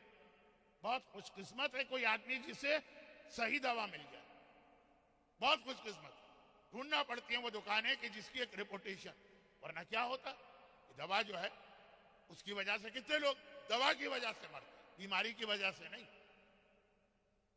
जैसे सर्दी का मौसम था, कोई साहब बिल्ली को धो रहे थे, नजिस हो गई होगी, किसी ने कहा भाई मर जाएगी, उसने कहा जाओ जाओ अपना काम करो, तुम्हारी बिल्ली को थोड़ी है, मेरी बिल्ली है, ये चलेगा। 2 घंटे बाद आए तो वाकन बिल्ली मरी पड़ी। इन्होंने कहा हमने तो पहले ही कहा था बिल्ली मर जाएगी। कहा कि नहीं, तुमने कहा था धोने से मरेगी, धोने से नहीं मरी है, निचोड़ने से मरी है। तो खुलासा ये कि बीमारी से नहीं मरे, दवा से मरे। कितने ऐसे केस। लेकिन एक लेबोरेटरी तो होती है ना जिसमें जाके ये टेस्टिंग होती है कि दवा सही है कि दवा सही नहीं, खरे और खोटे की पहचान, खालिस और नाखालिस की पहचान। एक जीनियन चीज है कि वो फेक चीज है, इसकी पहचान। अब हर चीज का मेरा एक अंदाजा है, मैंने लेबोरेटरियां देखी नहीं, हर चीज का एक टूल होता होगा, एक मशीनरी होती होगी, उसको अरबी में फितन, वो फसाद, हंगामा, मुसीबत, परेशानी, उसका नाम फितना नहीं। वो है तो हम वो भी इसी से निकला। अम्वालुकुम फितना, तुम्हारा माल फितना। माल में खराबी नहीं है। वो जो सोनार के पास कसौटी है उसमें कोई खराबी नहीं, वो ये बताएगा कि ये सोना सही है, ये सोना गलत। लेबोरेटरी में जो भी मशीन है उसमें खराबी नहीं है, उसको फितना कहें। वो ये बताएगी कि मसलन ये दूध खालिस है और ये दूध में पानी मिला। माल फितना है, माल में खराबी नहीं है। जब माल किसी के पास आएगा तो पता चलेगा कि इसका ईमान ठीक ईमान है कि इसका ईमान गलत ईमान। माल में खराबी नहीं है, खराबी उस आदमी में है। माल ने सिर्फ उसको टेस्ट करके ये बताया। चुनाचे आप देखते माल आने के बाद कितने लोग अल्लाह को भूल जाते हैं और कितने कम हैं जो सीरत खदीजा के ऊपर चलते हैं। औलाद फितना है, इन्नमा अम्वालुकुम व औलादुकुम फितना। औलाद में खराबी नहीं है कि सबका गला घूंट डालो जाके। औलाद फितना यानी इसके जरिए ये कसौटी है, तुम्हारे ईमान का फैसला होता। इससे पता चलता है ईमान खालिस है कि ना खालिस। औलाद की वजह से आदमी कितने कंप्रोमाइज इस्लाम पे कर लेता, चाहे वो गाने का मसला हो, चाहे वो बच्चियों की बेहिजाबी का मसला हो, चाहे वो गलत जगह शादी करने का मसला हो। ये भी एक मसला, कंप्रोमाइज कर दिया जाता है। बच्ची की अच्छी जगह शादी होना चाहिए। अच्छी का मतलब ये कि इंतहाई बेदीन घराना हो, लेकिन पैसा हो, गाड़ी हो, मकान, बहुत सारी बातें जहां ये चॉइस है। दीनदार बच्चियों के पास तो चॉइस भी नहीं है। तो फितना फसाद का नाम नहीं है, बुराई का नाम नहीं है, किसी खराबी और बला का नाम नहीं है। फितना तो बहुत अच्छी चीज। फितने का मतलब हर वो चीज जिससे किसी मोमिन के, वैसे दुनिया भर के, लेकिन मेरा चूंकि मजमा ऑडियंस साहिबान ईमान का, فتنہ وہ ہے جس کے ذریعے مومن کو خود پتا چلتا ہے. کبھی تو ہم کو بھی نہیں پتا چلتا کہ ہمارے پاس کیسا ایمان. وہ جو حدیث میں اکثر پڑھتا ہوں، اس دفعہ بھی اس عشرے میں پڑھ چکا ہوں کہ ایمان تو اس طرح رخصت ہوگا دلوں سے جیسے سرما آنکھ سے اڑ جاتا ہے کہ جس کی آنکھ میں سرما لگا ہے اس کو بھی پتا نہیں چلے. آئینہ دیکھے گا تو پتا چلے گا کیونکہ آئینے میں خراب ہے. تو کہا کہ خود مومن جب یہ دیکھنا چاہے کہ میرا ایمان ٹھیک ہے یا آخری زمانے کی وجہ سے یہ ایمان بگڑ گیا، ختم ہو گیا، 2 نمبر کا ایمان ہے، تو مال کے ذریعے پتا چلتا. خمس نہیں دے رہے اس کا مطلب یہ کہ کہیں گڑبڑ ہے ایمان. رزق حرام کھا رہے ہیں کہیں گڑبڑ ہے ایمان. میراث صحیح وارثوں کو نہیں پہنچا رہے کہیں گڑبڑ ہے ایمان. اولاد کے ذریعے پتا چلتا، اولاد غیر شرعی مطالبہ کر رہے ہیں مان رہے ہیں، یہ خود مومن یہ اس کے لیے ہے، ہمارے آپ کے لیے نہیں ہے کہ دوسروں کا ایمان ٹیسٹ کرتے پھر، اپنے لیے ہے. اب جتنی چیزوں کو فتنہ کہا گیا ہے ان سب کو میرے اس بتائے ہوئے اصول یا ڈیفینیشن کے مطابق دیکھیں. اب آ جائیے جس کا انتظار بعض خواتین کو تھا کہ خواتین کے لیے کچھ حدیثیں آئیں یہ کہہ کر کہ یہ فتنہ. ساری حدیثیں الفاظ کے ساتھ دہرانے کا وقت نہیں، لیکن ایک حدیث عورت کا اپنی سواری چلانا فتنہ، ممبروں پہ جانا ایک فتنہ، اور اس کے بعد یعنی چیزیں تو کئی عورتوں کے حوالے سے بھی، لیکن یہ 2 چیزیں لوگوں نے پکڑ لی تھی تیسری یا چوتھی مجلس میں. اس کا مطلب یہی آج سے 100 سال پہلے جب 20th سینچری شروع ہوئی، میں ادھر ادھر نہیں جاتا ہوں، وہ ہوتی مثال کام کی ہے لیکن میں اس کا لنک بعد میں بتاتا ہوں. پہلے وہ اس طرح مثال شروع کرتا ہوں جیسے بالکل میں کہیں اور چلا گیا، پھر ملاتا ہوں، اس سے کنیکٹ کرتا ہوں. 20th سینچری شروع ہوئی، تقریباً سارے مسلمان ملک غلام تھے.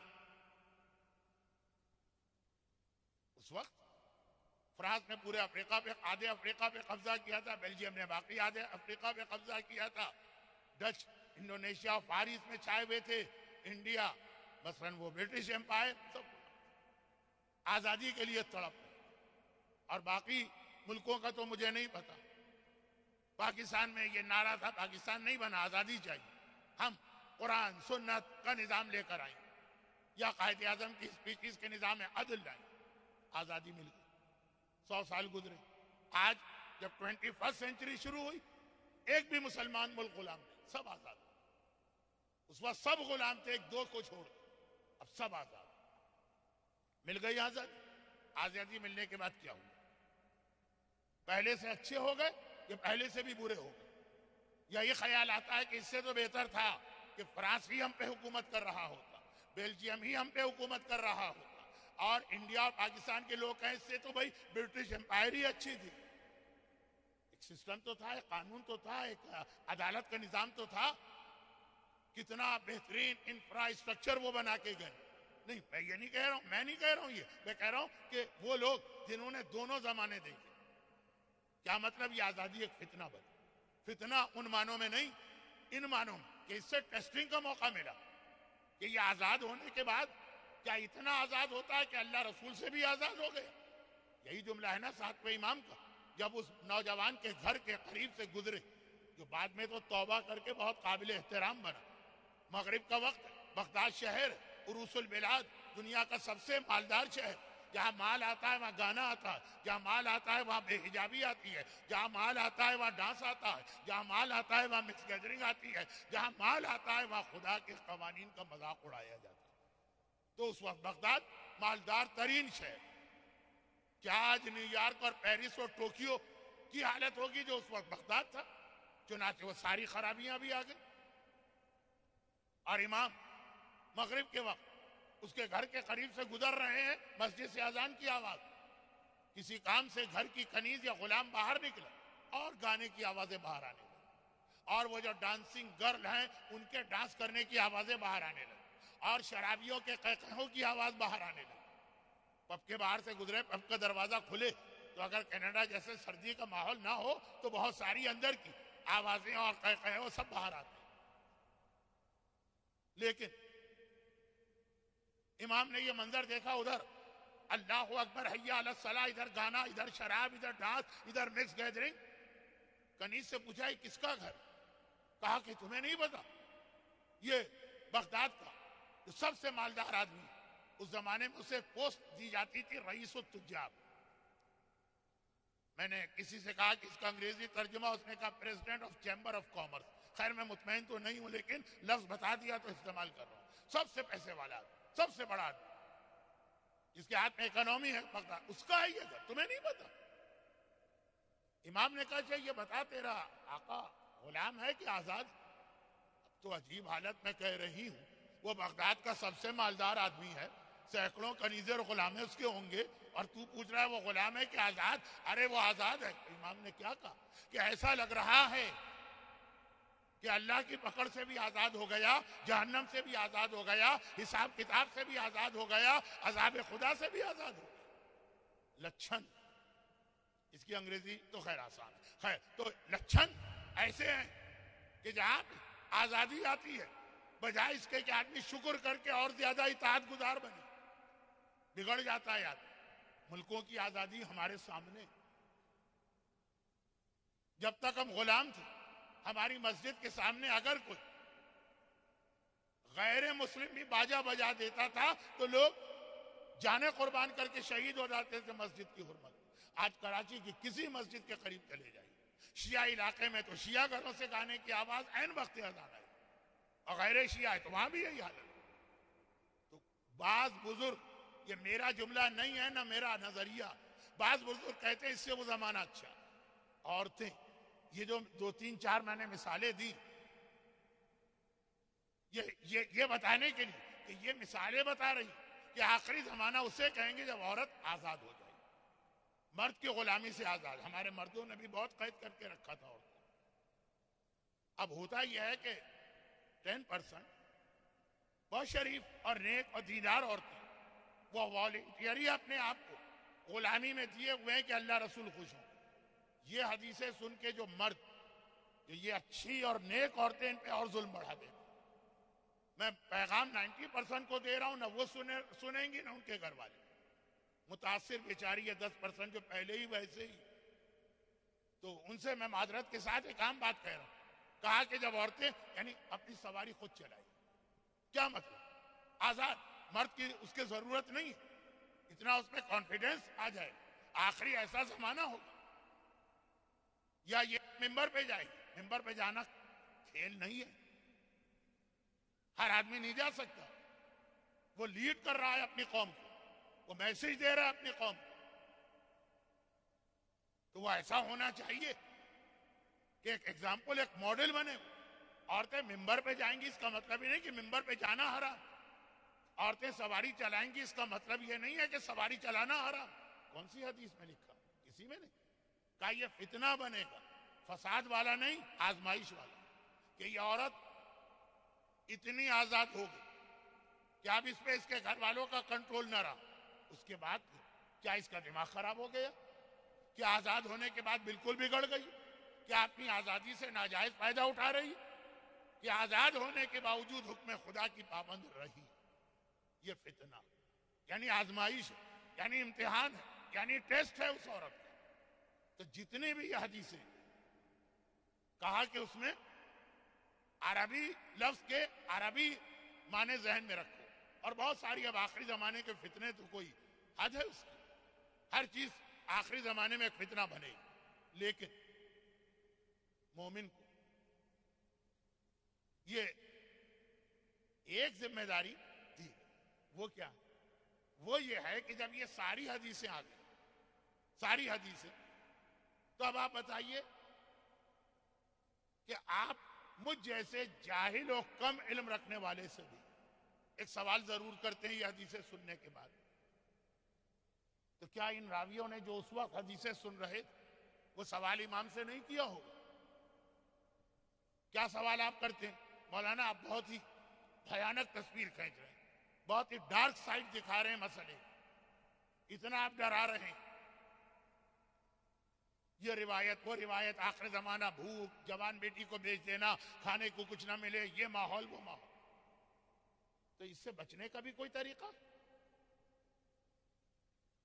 تو جب مجھ سے لوگ سوال کرتے تو یہ حدیثیں میری نہیں، میں بہت زیادہ گناہگار صحیح، لیکن بہرحال ابو ہریرہ نہیں کہ ساری حدیثیں میں نے بنا بنا کے آپ کو سنائی، یہ سب امام کی حدیثیں۔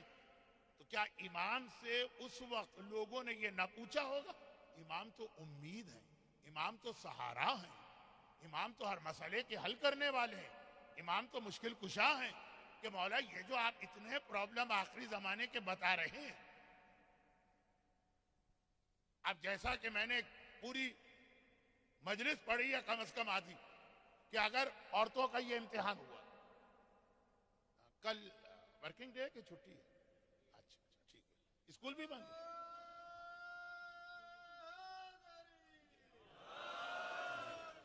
اچھا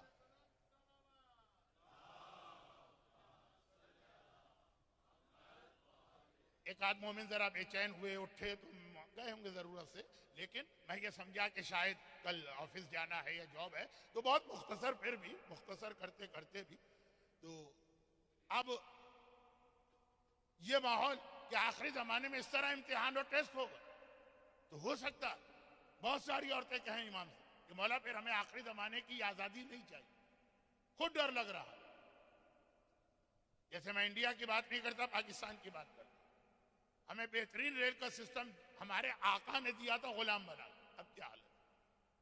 ہمیں پوسٹ کا بہترین سسٹم آقاؤں نے دیا تھا، اب کیا حال ہے؟ ہمیں سڑکوں کا بہترین نظام ہمارے آقاؤں نے دیا، ہم غلام تھے لیکن کتنے مزے میں تھے۔ تو کچھ لوگ جنہوں نے دونوں زمانے دیکھے ہیں، میں نے نہیں دیکھا، وہ کہتے ہیں کہ وہ بہتر زمانہ، تو وہ جو روایت میں تھا جناب نرجس خاتون نے جب بات کے زمانے کے حالات سنے تو یہ بہتر ہے اسی میں موت آ جائے، قبر کا مردہ کہے گا کہ اب یہاں آ کے آرام کر رہا ہوں، جنت مجھے مل گئی ہے، یہی بہتر ہے، امام کے پاس نہیں جانا چاہتا ہوں۔ یہ حدیثیں آ چکی ہیں، اس کو دوہرا نہیں رہا ہوں، یہ بتا رہا ہوں کہ آخر کیوں یہ لوگ کہیں کہ اب اگر پتا چلا، ایسے واقعات ہیں رسول کے زمانے کہ کسی کو دولت ملی، اس کا دماغ خراب ہوا، پیغمبر نے تنبیہ کی، گھبرا گیا، کہا نہیں چاہیے یہ دولت یا رسول اللہ سے دعا کرے اللہ یہ واپس لے۔ وہ مرحلہ کہ اتنا امتحان کا کہ عورتیں بھی کہیں کہ نہیں چاہیے ڈرائیونگ والا زمانہ، نہیں چاہیے مثلا ممبر پہ جانے والا زمانہ، ممبر کا بات نہیں ہے، قوم کو لیڈ کرنے والی عورت ماڈل بنے، لیکن بہت سارے لوگوں نے کہا کہ نہیں مولا اس کا حل بتائیے۔ اب یہ کم سے کم 50 حدیثیں ہیں جسے ایک جملے میں پیش کر رہا ہوں، ایک جملے میں، اور اس کے حوالے سے ایک میسج دے کے آج پورے عشرے کے عنوان کو مکمل کر رہا ہوں۔ 50 حدیثوں کو ایک جملے میں جمع کر رہا ہوں، اور وہ یہ ہے کہ امام نے کہا سولوشن تو بہت آسان، اور وہ یہ ہے کہ آخری امام کو بلوا لو، وہ جتنے جلدی آئیں گے اتنے جلدی یہ پرابلم جو ہے وہ دور ہو جائیں گے، بلکہ اگر بہت جلدی بلوا لیا تو پرابلم شروع بھی نہیں ہونے پائے گا، اور امام آ گئے۔ بھائی بجائے اس کے کہ 1/3 دنیا بھوک سے مرے پھر ہم امام کو بلائیں، تو یہ بھوک کا امتحان شروع ہونے سے پہلے ہی امام کو بلا لو، بجائے اس کے کہ مسجد کوفہ کے صحن میں گھٹنوں گھٹنوں خون ہو، پھر ہم گڑ گڑا کے اللہ سے کہیں کہ آخری حجت کو بھیج دے، بھائی اس سے پہلے ہی بلا لو۔ جتنا جلدی امام کو بلاؤ گے اتنے امتحان تمہارے کم ہوں گے، اور بہت سے تو ہوں گے ہی نہیں۔ اچھا اب ایک بلا لو امام، جملہ پھر موضوع بنا بات کے ڈسکشن کا، مولا امام ہمارے بلانے سے آئیں گے کہ اللہ کے کہنے سے آئیں گے؟ کہا تمہارے بلانے سے آئیں گے۔ ہاں اگر سارے مومن مل کے یہ کہہ دیں کہ اچھا ہمارے بلانے سے آئیں گے، ہمیں تو نہیں چاہیے ابھی امام، ہم بلائیں گے، پورا ایک ریزولوشن پاس ہو جائے دنیا بھر کے صاحبان ایمان میں کہ بھائی ابھی تو ہمیں اپنے عیش و آرام نہیں چھوڑنا، ابھی تو ہمیں یہ حرام غذا ہی کے مزے، ابھی تو ہمیں یہ حرام میوزک کے ہی مزے۔ دیکھیں کبھی کبھار ایسا ہوتا ہے نا، اسلامی نظام کی بات ہوتی ہے، لوگ کہتے ہیں اللہ اس سے محفوظ رکھے، جس چینل کو کھولو گے کوئی نہ کوئی ملا بیٹھا ہوا بھاشن دے رہا ہو، جو ابھی اتنی حسین و جمیل شکلیں آتی ہیں اور بہت ہی حسین و جمیل ناز و ادا دکھا کے آتی ہیں، یہ سب ختم ہو جائے گا۔ ہیں ایسے لوگ جو کبھی مذاق میں اور کبھی بہرحال سنجیدگی سے یہ کہتے ہیں تو اب اگر فرض کیجئے کہ ساری دنیا کے مومن مل کے یہ طے کر لیں کہ نہیں بلانا امام کو، جب اصول یہ ہے کہ امام تو ہمارے کہنے سے آئیں گے، نہیں تو ایسا بھی نہیں کہ پھر بالکل نہیں آئیں گے امام، تو وہی بات ہو گئی۔ بہت ہی مقدس متقی انسان، مفتی میر عباس والا واقعہ، بہت ہی مقدس بہت ہی متقی انسان، شکل سے ہی آثار تقویٰ ظاہر ہو رہے ہیں، ٹرین کے ڈبے میں بیٹھا ہے مفتی میر عباس علی اللہ مقامہ جیسی عظیم شخصیت، داخل ہوئی تو دیکھا کہ اس کے ساتھ کتا۔ اچھا اب یہاں کینیڈا میں آپ نے اتنے کتے دیکھ لیے کہ اب کتا کتا نہیں لگتا، کتا ایک چیز ہوتی ہے نا، نام سنتے ہی ذہن میں کراہیت آتی ہے، یہاں وہ کتا کتا نہیں لگتا، لیکن ہمارے یہاں فطری طور پہ اب دو چیزیں میچ نہیں کر رہے، یہ آدمی کا تقویٰ تقدس اور بناوٹی نہیں حقیقی لگ رہا، اور اس کے ساتھ کتا۔ یہ کیوں کہا کہ بہرحال باقی باتیں اپنی جگہ، موت سے بہت ڈر لگتا ہے، اور یہ حدیث رسول تو ہے نا کہ جہاں کتا ہوتا ہے وہاں فرشتہ نہیں، تو یہ میں نے اپنی سیفٹی کے لیے رکھا ہوا ہے کہ اس کی وجہ سے کوئی فرشتہ نہیں آئے گا تو موت کا فرشتہ بھی نہیں آئے گا۔ لیکن مفتی صاحب نے کہا کہ پھر یہ کتے کی تو روح قبض کرنے کوئی آئے گا نا، ساتھ میں آپ کا بھی کام تمام کر دے گا، تو خلاصہ یہ کہ اگر سب طے کر رہے ہیں ہمیں بلانے نہیں امام کو، بند کر دو آج سے، تو ایسا نہیں کہ آئیں گے، پھر آئیں گے ان نشانیوں کے بعد جو اللہ نے بتائی۔ لیکن اگر صاحبان ایمان سنجیدہ ہو جائیں کہ امام کو بلانا ہی بلانا ہے، تو امام ان ساری نشانیوں سے پہلے آ جائے، ساری نشانیوں سے پہلے، یہاں تک کہ فرض کیجئے میں نے کہا یقینی نشانی ہے بھوک، ایک دن کی بھوک ہو وہ ختم معاملہ، لیکن وہ بھی نہیں ہوگی، جب یہ ایک جملہ کہ یقینی بھی کا اور نہیں ہوگی، مومن اگر سیریس ہو، اچھا آپ کہیں گے ہم تو بہت سیریس، ہمارا کون سا اجتماع ایسا ہے جہاں دعائے ظہور نہ ہو، ہماری کون سی نماز ایسی ہے جہاں دعائے ظہور نہ ہو، ہماری کون سی مجلس ایسی ہے جہاں امام کے ظہور کی دعا نہ ہو؟ یہ نہیں ہے امام کو بلانا، امام کو بلانا ہوتا ہے اس تیاری کے ساتھ۔ کیا تیاری؟ آپ کے ذہن جہاں جا رہے ہیں میں ادھر نہیں لے جا رہا، تیاری ہے کہ امام کو ڈاکٹرز چاہیے، امام کو انجینئرز چاہیے، امام کو آئی ٹی کے اسپیشلسٹ چاہیے، امام کو چارٹرڈ اکاؤنٹنٹ چاہیے، امام کو ہائیلی کوالیفائڈ پروفیشنل چاہیے، بلکہ ایک جملہ ایسا کہہ دوں جو میرے مزاج و انداز کے خلاف ہے بات سمجھانے کے، اور وہ یہ ہے کہ عالم، نمازی، روزے دار، یہ امام کو اتنے نہیں چاہیے۔ امام سے بڑا عالم کون؟ امام ڈاکٹر بھی ہیں لیکن امام کلینک کھول کے کبھی نہیں بیٹھے اپنی زندگی، امام ایک نظام قائم کرنے آ رہے، خالی منبر سے تبلیغ کرنے نہیں، وہ جو 11 اماموں نے کی، اب امام ایک نظام، تو نظام کیسے قائم ہوتا؟ نظام کے لیے انفراسٹرکچر ہونا چاہیے، نظام کے لیے وہ کوالیفائڈ آدمی ہونا چاہیے جو سسٹم چلائیں، اور امام کو خالی سسٹم چلانا نہیں ہے، جو سسٹم پہلے سے قائم ہے اس کا مقابلہ بھی کرنا۔ اب امام کی تیاری، وہ نماز، وہ روزہ، وہ حجاب، وہ تو بالکل جیسے پرائمری تعلیم سب کو ملتی ہے، لیکن ہر آدمی اپنے علاقے کے اعتبار سے دیکھے۔ آپ کینیڈا آئے نہیں، آپ کو کینیڈا بھیجا گیا، آپ کو بھیجا گیا یہاں پہ، آپ کو شاید خود بھی پتا نہ ہو۔ God plays in mysterious ways۔ اللہ مکر و مکر اللہ واللہ خیر الماکرین، اللہ کی عجیب پلاننگ ہوتی ہے۔ حضرت موسیٰ کو مصر میں فرعون کا مقابلہ کرنا تھا، پلاننگ کیا ہوئی؟ ان سے 5 پشت پہلے، 6 جنریشن پہلے حضرت یوسف کو فلسطین سے قیدی بنا کے مصر بھجوایا گیا، وہ مصر آئے تاکہ ان کی نسل میں موسیٰ مصر میں پیدا اور فرعون کا مقابلہ۔ تو آپ حضرات کو یہاں بھجوایا ہے اللہ نے کسی بھی طرح سے صحیح، کچھ کے علاقے کے حالات خراب ہوئے ہوں گے، کچھ کے پیچھے دشمن لگ گئے ہوں گے، کچھ کو وہاں پہ مالی مشکلات ہوں گی، کچھ دیکھا دیکھی صحیح، اور اس لیے بھجوایا گیا ہے آپ کو کہ جو کام اس وقت مسلمان ملکوں کے نوجوان نہیں کر سکتے وہ آپ کو کر کے دینا۔ یہاں کے فیکٹریوں میں کام کرتے ہوئے زندگی نہ گزار دی، جو موقع آپ کو ملا ہوا، بہترین ایجوکیشن سسٹم کینیڈا کا، اور ایک سسٹم بھی ہے کہ آپ اتنا زیادہ مالی زیرباری کے بغیر اپنے بچوں کو پڑھا سکتے ہیں۔ وہ پتا ہے کہ آپ مجھے بتائیں گے پلان لینا پڑتا ہے اور اتنا مہنگا ہوتا ہے اور لون کا ہے اور یہ سارا مسئلہ، لیکن اس سسٹم میں پھر بھی بہرحال آپ مسلمان ملکوں کے مقابلے میں آسانی سے بہترین تعلیم لے سکتے ہیں. یہ امام کو چاہیے. یہ ہے یہاں پہ تیاری. بعض لوگ ابھی تک کنفیوز ہیں کینیڈا میں رہنا ہے کہ نہیں رہنا. کچھ لوگ ابھی تک کنفیوز. میں نے 2 دن پہلے ایک جملہ کہا تھا, کل رات کو پھر یہ جملہ مجھے سننے کو ملا. مجھے خوشی ہوئی کہ جب میں نے پوچھا صاحب خانہ سے کہ مثلا آپ کا تعلق, تو کہا کہ مثلا ہم حیدرآباد سے, یا ہم کراچی سے, یا ہم ایسٹ افریقہ سے. اب اچھے سے پوچھا, اس نے کہا آئی ایم کینیڈین. تو 2 دن 3 دن پہلے بات آئی تھی, ذرا وہ کچھ مذاق کا پہلو لگ رہا تھا. نہیں, یہ خوشی کی بات ہے کہ آپ کے بچے ایک فیصلہ کیے ہوئے ہیں. جب یہ فیصلہ کر لیں گے تبھی وہ سیریس ہوں گے ان تمام چیزوں. جب 50-50 ہے کہ رہنا کہ جانا ہے, جہاں رہنا ہے کہ. اردو میں ایک محاورہ ہے کہ ہم 100 جوتے بھی کھائیں اور 100 پیاز بھی کھائیں.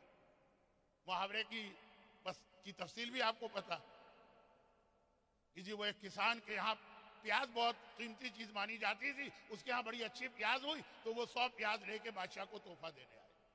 اب بادشاہ کے سامنے پیاز لا کے رکھ دی, آپ کے لیے تحفہ لایا. اتنا غصہ آیا بادشاہ کو, کہا یہ تم کھاؤ ورنہ جوتے پڑیں گے, یا یہ پیاز کھاؤ یا جوتے کھاؤ.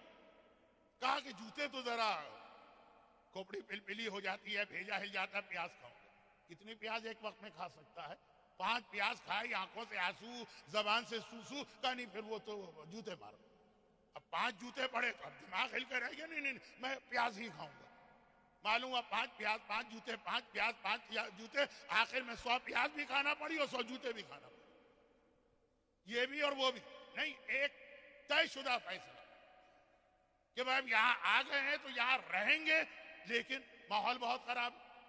تو آپ رہیں گے, اگر یہ خیال کریں اپنے فائدے کے لیے تو خراب ماحول. یہاں رہیں گے امام کے لیے, یہاں رہیں گے خدمت امام کے لیے, یہاں رہیں گے امام کے لیے پہلے سے میدان ہموار کرنے کے لیے. وہ میدان ہموار کرنا یہ نہیں ہے کہ آپ سڑکوں پہ کھڑے ہو کے فلائر تقسیم کرتے پھرے ان غیر مسلموں کو جن کے پاس امامت کا تصور نہیں. میدان ہموار کرنا یہ ہے کہ اپنے بچوں کو بہترین پروفیشنل دنیاوی تعلیم دلوائیے. امام کو ان کی ضرورت. یہ پورا اس کے اوپر ایک اشرہ ہو سکتا ہے. میں نے خمسہ تو پڑھا ہے لیکن آج وقت بہت گزر گیا. یہ ہے امام کی تیاری. اور پھر امام کو بلائے تو حق رکھتے ہیں کہ امام سے فریاد کریں کہ مولا اب آپ کیوں نہیں آ رہے. تیاری کوئی بھی نہیں. یہاں آ کے بھی میں نے بھائی کینیڈا کو بہت زیادہ نہیں جانتا, انگلینڈ کو بہت زیادہ جانتا ہوں. ان امپلائمنٹ بینیفٹ ملتا ہے, ڈول کہتے ہیں وہاں پہ, ڈول ملتا ہے, نسلیں ہماری ناکارہ ہوگی. اس سے بہتر تو پاکستان انڈیا کے مومنین. باپ نے زندگی گزارتی فیکٹری میں کام کرتے ہوئے, انگلینڈ میں تو لیبر کلاس شروع میں گئی, اور بچوں نے گزارتی زندگی اسی ڈول کے اوپر گزارا کرتی. جس کے لیے, جس مقصد کے لیے اللہ نے ان کو وہاں بھیجوایا. اب امید آپ لوگ تو 2 کشتیوں میں پیر نہ رکھیے. آپ تو وہاں سے آئے ہیں تو وہ اثرات ہیں, لیکن بچہ اگر کہتا ہے فخر سے آئی ہم کینیڈین, تو اسے کہنا چاہیے اور پھر اس کے اعتبار سے یہاں کے نظام کو استعمال کر کے اپنے امام کی تیاری کرے. ورنہ اینٹی کلائمیکس تو ایسا ہوتا ہے جیسے کوفے والوں نے کیا. وہ بھی ہم سے کم نہیں تھے امام کو بلانے. کتنے جوش و جذبے کے ساتھ بلایا. مثلا ہم عریضہ بھیجتے ہیں 15 شعبان کو, کوفے والوں نے خط اتنے بھیجے کہ بوریاں بھر گئی. وہ عریضہ تھا اس زمانے کا. آج امام ہماری آنکھوں سے غائب ہے تو ہم دریا میں ڈالتے ہیں. امام سامنے ہو تو ہم بھی اس طرح امام کو ہینڈ اوور کریں گے اپنا عریضہ, لیکن بغیر کسی تیاری. نتیجہ یہ نکلا کہ جو لوگ کل کے مصائب کے جملے سے آج ایک جملے کا ربط دے کے پھر آج رات کے مخصوص مصائب پہ جا رہا ہوں. آج رات کے مخصوص مصائب کیا ہیں؟ زیادہ تر علماء نے لکھا کہ آج یہ شب 13, شب 13 دفن شہداء ہوا. زیادہ تر نے لکھا کہ آج کی تاریخ 13 محرم شہداء کا دفن. یہ آج کے مسائل. 11 کو قافلہ گیا کٹے ہوئے سروں کے ساتھ. اس میں بھی ایک اختلاف. بعض مقابل میں ہے کہ آقا حسین کا کٹا سر عاشور کی رات شام غریب آئی, کوفے کی جانب بھجوا دیا. اور مسجد حنانہ کی تاریخ یہ بتائی جاتی ہے کہ سر وہاں رکھا گیا ایک پوری رات، 11 کو باقی شہداء کے سر آئے، پھر یہ سر ان کے ساتھ ملا کر قافلہ کوفے میں انٹر۔ تو وہ سر کے حوالے سے تو ایک اختلاف ہے، لیکن بہرحال کل کا جو ایک جملہ تھا اسی کو آگے بڑھا کر آج رات کے مصائب پہ آتا ہوں۔ اور کل کا جملہ یہ تھا کہ پورے واقعہ کربلا میں جب ہم یہ دیکھتے کہ آقا حسین نے پورے مجمع کے سامنے معجزہ کوفے میں دکھایا، تو حیرت ہوتی ہے کہ اتنے بڑے بڑے مصائب و مظالم تو کربلا میں گزرے، کوفہ کیا؟ یعنی آقا حسین کی نگاہ میں کوفہ اتنا بڑا امتحان۔ کون کوفہ؟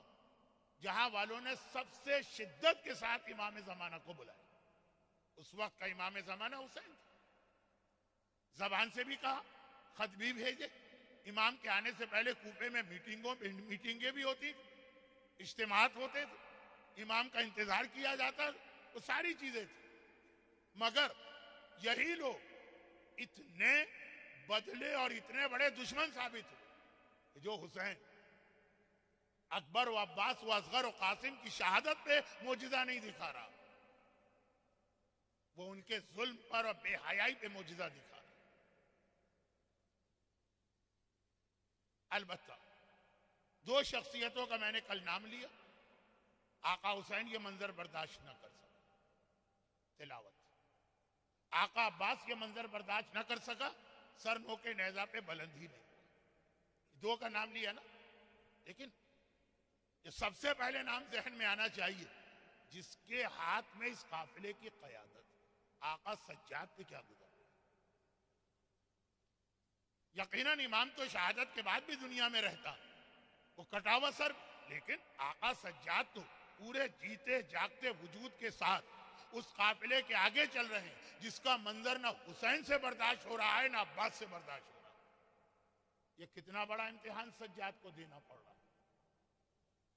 لیکن 8 محرم کی مجلس کا ایک ہی جملہ دوبارہ تکرار کے ساتھ، صرف ایک جملہ، لیکن آقا سجاد اتنا بڑا امتحان دیتے ہوئے بھی اللہ تو خیر ہے ہی ہر وقت زبان پہ، کس کو یاد کر رہے ہیں؟ بابا حسین کو نہیں۔ اس امتحان سے گزرتے وقت سجاد کس کو یاد کر رہے ہیں؟ دادا علی کو نہیں۔ اب یہ روایتیں آخری جملہ میرے اس جملے سے ربط کر کے مصائب اختتام کو پہنچے، اور یہ پہلے عشرے کی 12ویں اور آخری مجلس، لیکن ذرا سا بھی یہ مصائب، یہ ربط یہاں سے ابھی ربط ملے گا۔ 12 محرم اہل بیت کوفے آ گئے، قید میں، سجاد بھی قید میں، اور 13 محرم کو بنی اسد کے لوگ ایک مرتبہ گھروں سے باہر نکلے۔ 2 محرم کو آقا آئے تھے تو ہم سے ایک وعدہ یہ لیا تھا کہ ہمارے لاشوں کو دفن کر دیں۔ اب لاشیں میدان کربلا میں پڑے ہیں، ہمیں اپنا وعدہ پورا کرنا ہے، خاص طور پر اس لیے کہ فوج یزید تو چلی گئی، چنانچہ یہ لوگ تیاری کر رہے ہیں۔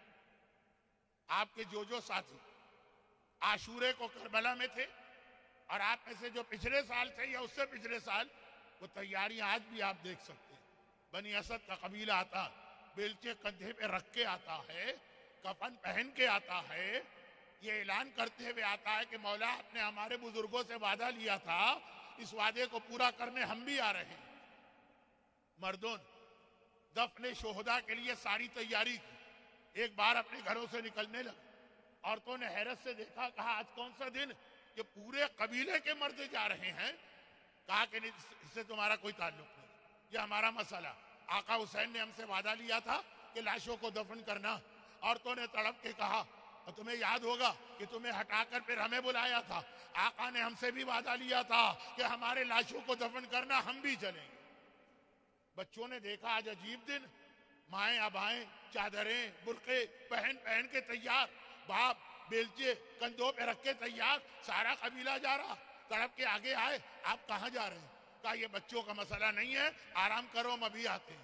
لیکن کہاں جا رہے ہیں؟ کہا جب آقا آئے تھے نا تو ہم سے وعدہ لیا تھا لاشوں کو دفن کرنا، وعدہ پورا کرنے جا رہے۔ بچوں نے تڑپ کے کہا آپ کے بعد آقا نے ہمیں بھی بلایا تھا، ہم سے بھی وعدہ لیا تھا، کہا تھا مٹھی خاک ہمارے لاشوں پہ ڈال دینا، ہم بھی چلیں۔ عجیب منظر بنا. بنی اسد کے مرد، بنی اسد کی عورتیں، بنی اسد کے بچے، سارا قبیلہ میدان کربلا میں پہنچا. دیکھا کہ لاشیں تو پڑے، اور یہ یقین ہے کہ یہ سب حسین کے ساتھیوں کے لاشیں. وہ ہمارے ساتھ کچھ لاشیں دفن کر گیا، کچھ اپنے ساتھ لے گیا.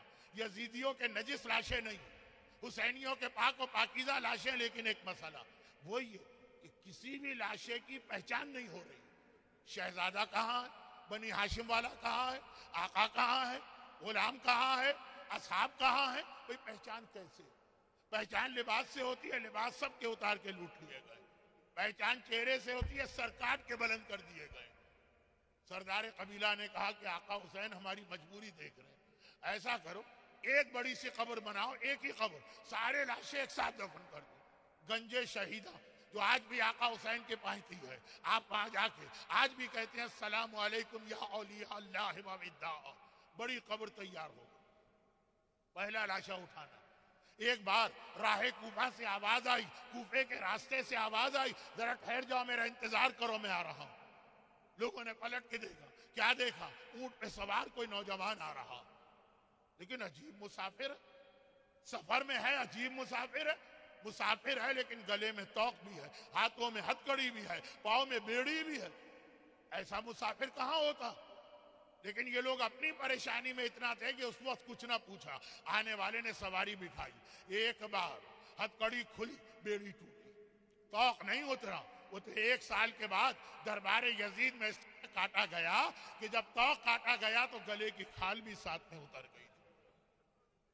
اسی توقع گراں بار کے ساتھ سجاد آگے بڑھے اور کہا تم لوگ پریشان نظر آ رہے، پریشانی کیا ہے؟ کہا یہ پریشانی ہے. تو مت گھبراؤ، میں بتاتا ہوں. یہ لاشا اٹھاؤ، یہ مسلم ابن اوسجا کا لاشا ہے. یہ لاشا اٹھاؤ، یہ بریر حمدانی کا لاشا ہے. یہ ہلال ابن نافع بجلی ہے. یہ جون غلام حبشی ہے. ایک ایک لاشے کے پاس جاتے، نام بتا کے لاشا اٹھواتے. ایک لاشا نظر آیا، آنے والا ایک مرتبہ سر جھکا کے بیٹھ گیا. سردار نے پوچھا یہ کس کا لاشا ہے؟ کہا دیکھتے نہیں، سارا بدن ٹکڑے ٹکڑے ہے. یہ حسن کے 13 سال کے گلبدن یتیم قاسم کا لاشا ہے. قاسم کا لاشا اٹھوایا، آگے بڑھے. آنے والا کلیجہ پکڑ کے بیٹھ گیا. سردار نے گھبرا کے پوچھا یہ کس کا لاشا ہے؟ کہا نظر نہیں آ رہا، کلیجے میں برچی کا ٹوٹا ہوا پھل ابھی بھی ہے. یہ حسین و لیلا کے 18 سال کے شبیہ رسول خدا اکبر کا لاشا. اکبر کا لاشا بھی اٹھوایا. ایک مرتبہ آگے بڑھے، ایک نشیب میں پہنچے، ایک لاشا نظر آیا. آنے والے کی نگاہ پڑی، ایک چیخ ماری، ہائے میرا بابا، ارے میں یتیم ہو گیا، اور غش کھا کے گر پڑے.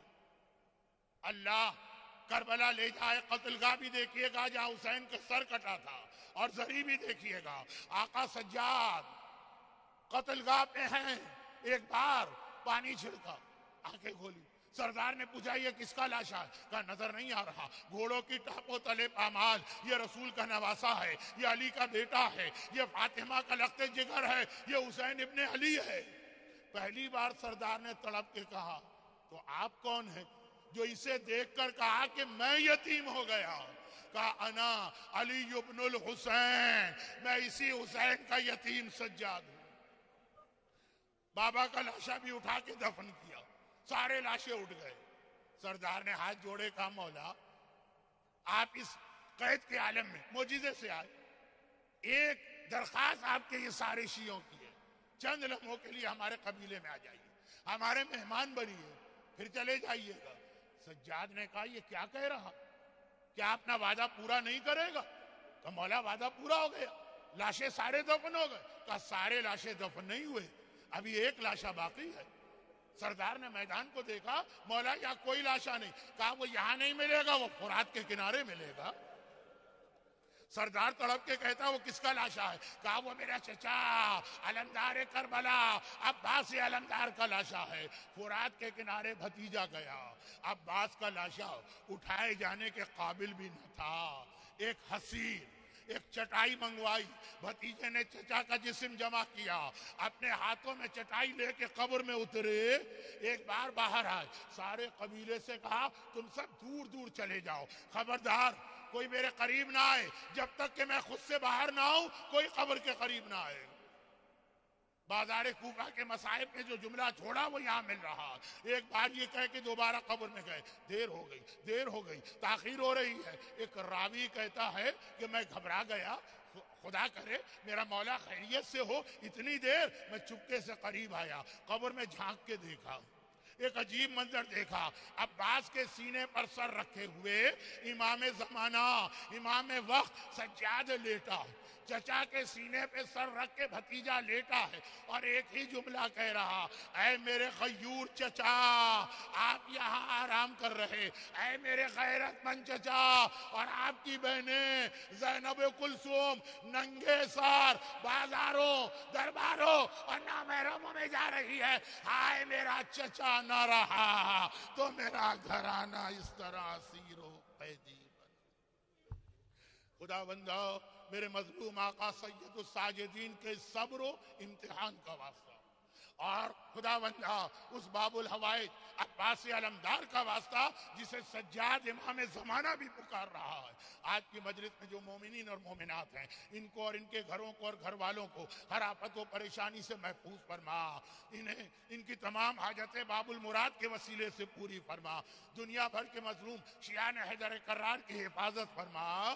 خدا بندہ ہمارے تمام مرحومین کی مغفرت فرما. ہمیں اسی طرح مرتے دم قیام قیامت جنت میں بھی حسین کی سفیدہ پہ بیٹھ کے گری اور ماتم کا موقع عطا فرما, اور ان مظالم کے انتقام کے لیے امام زمانہ کے ظہور میں تعجیل فرما, اور غیبت امام میں اپنی ساری ذمہ داریاں اور بعد ظہور امام کی فوج کا سپاہی بننے کی توفیق عطا فرما. ماتم حسین